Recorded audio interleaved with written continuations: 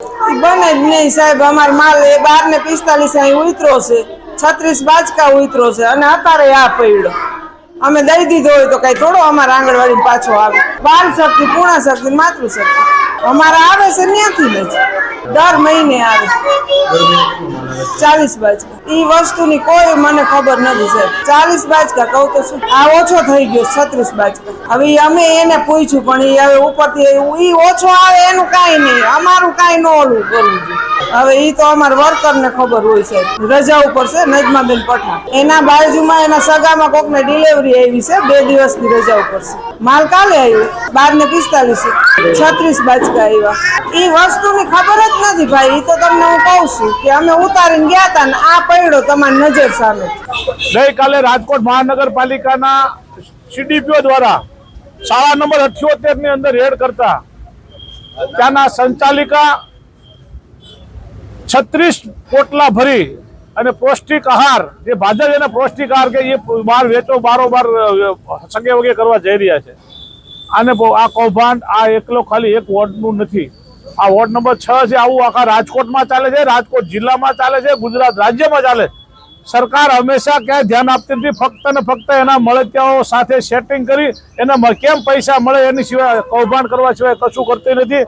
આ ward number 6 ના ભાજપના પ્રમુખ છે. આ જે બેન છે વોર્ડ નંબર 6 ના ભાજપના પ્રમુખ છે. એ મહામંત્રી પોતે કબૂલ અમારા પ્રમુખ છે. અને જો એના પ્રમુખ હોય અને પ્રમુખ આવું કૌભાંડ કરતા હોય એ શરમજનક બાબત છે અને ભાજપ માટે પણ લાંછન રૂપ છે.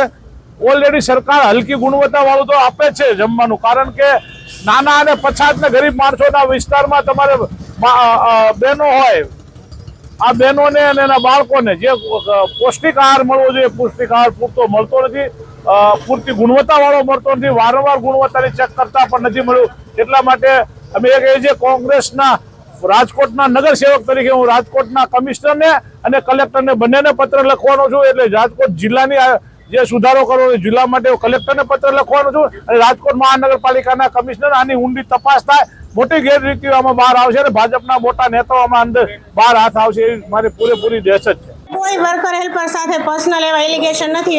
ઇસઝોનની કોઈ પણ આંગણવાડી, બીજા આંગણવાડી કાર્યકર તેડાગરને પણ તમે લોકો પૂછી શકો છો કે બેન ક્યારેય કોઈ ભેદભાવ રાખે છે કે કોઈ તમારા ઉપર આક્ષેપો કરે છે કે કોઈ તમારી પાસે ઉઘરાણું કરે છે. એ મારા ઉપલા અધિકારીને પણ જાણ કરી હતી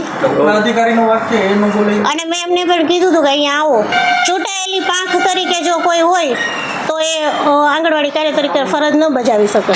હું જ્યારે ત્યાં હતી ત્યારે એ નજમાબેનના ફોનમાંથી, આંગણવાડી કાર્યકરના ફોનમાંથી કોઈકનો ફોન હતો મને, એ મારા ફોન એમને હું કીધું હતું કે બેન જોજો. એટલે મેં કીધું કે ભાઈ તો આમાં હું જોવા રહું તો મારી નોકરીની જવાબદારી કોની?